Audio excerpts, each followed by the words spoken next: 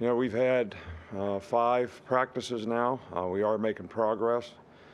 This has been a great opportunity for a lot of young players. I think everybody knows we had 26 mid-year guys, plus we have a significant number of guys, that aren't participating in the spring due to injury, which, creates even more opportunity for those guys. And, we continue to try to coach everybody on the team, 1s and 3s, 2s and 4s on another field, so that everybody's getting coached, everybody's getting an opportunity.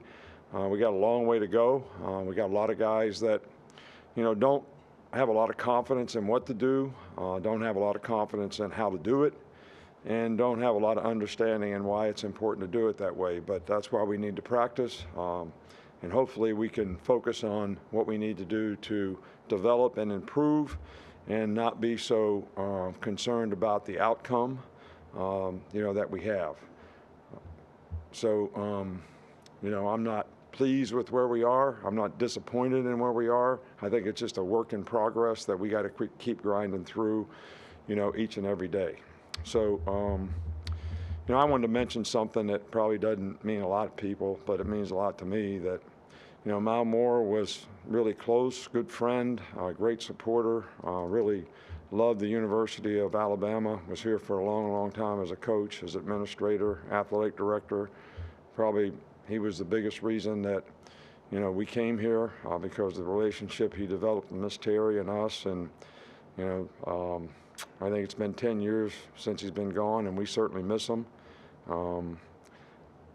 Can't tell you how many things that are great sort of lessons, and how much gratitude we have for the lessons that I learned from him and the things he did to support to help the program and help us get it turned around. So just a thought that everybody might say a prayer for Mal.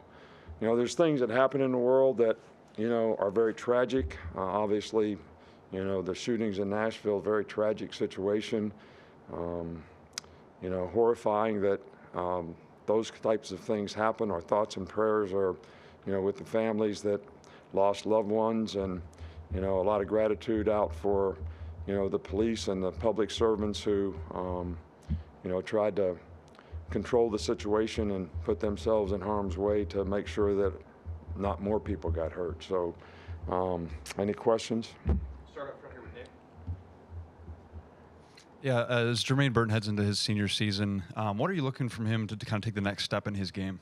Well, I think what Jermaine needs to do is, he's got a lot of talent, a lot of ability. I think consistency in performance, which would come from, trusting and believing and doing the little things right, whether it's getting the right depth on a route, seeing the coverage as it is, just holding himself a little bit more accountable to paying attention to detail and doing the little things right. And when he does that, he's an outstanding player. He's got great ability, and hopefully if we can get him to do that, he'll be able to play with a little more consistency. Middle here with Mike. You've spoken about wanting more balance on offense. How much did you think you got away from that last year, and how much do you think Tommy can bring from Notre Dame philosophically that might help that? Well, I think what we did last year is what we needed to do to try to win, so I'm not being critical of what we did last year. We didn't run the ball well enough last year, but we featured the players that we had. Bryce was an outstanding player, and we wanted to have him do what he could do. But I think if we have better balance, I think it'll take a little pressure off the quarterback. So I think the offensive line has done a good job so far. I like where we're heading and what we're doing.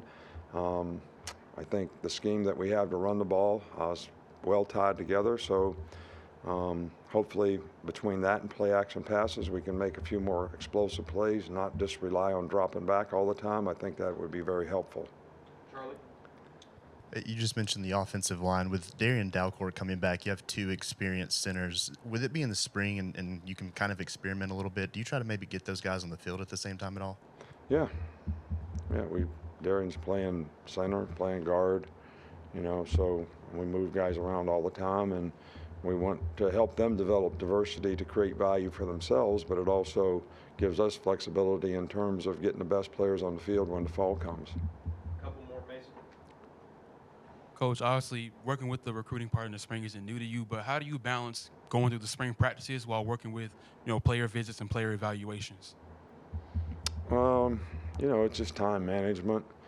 We probably have, half a dozen guys or more at every practice, and try to spend the mornings on football. And I'll start at like 1 o'clock in the afternoon and meet with recruits until the 2 o'clock meeting. And then I'm focused in again on football. And then the days we don't have practice, I make calls from 1 to 3, to recruits. And if some visit, I visit with them, during that time. And the coaches have those blocks of times when I'm recruiting, they're working on recruiting, whether it's player evaluations or not.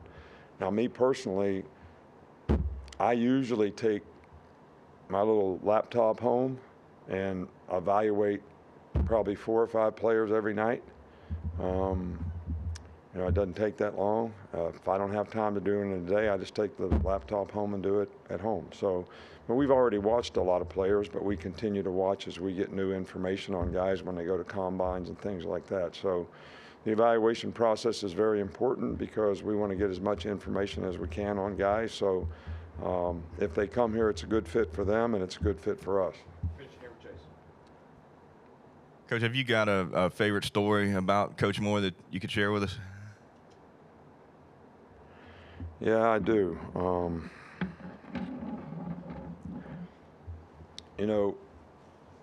Mal used to always come in on Sunday when I'd be in the back room by myself watching film. And I usually go through the previous game with the coaches, which I watch it early in the morning. I go to church, I come in, watch it with the coaches, and I start on the other team. And at like every Sunday about 3 in the afternoon, he'd come in and, just sit down. And I was complaining to him about when Mark Ingram was here, his sophomore year, he carried the ball in the wrong arm a lot. But he was having a really, really good year, and we were having a good year. And I said something to Mal. I said, I don't know how we're going to get this guy to carry the ball in the right hand. And he said, when I was coaching the quarterbacks here, I forget the quarterback's name, he said, I told Coach Bryant, and it was a starting quarterback, and he was a good player, that if he did something different in his throwing motion, that it would really make him a better passer. And Coach Bryant looked at him and said, don't mess with the guy. So what Coach Moore was telling me is, don't mess with Mark Ingram. But he used to tell me stories like that about players all the time, from the past. So I enjoyed it so much, but I probably didn't tell the story very well, but it was a lesson learned that sometimes, really good players, they might not do things exactly like you want them to, but if they're productive, it's not worth changing them. All right, Coach, thank you. All right, thank you.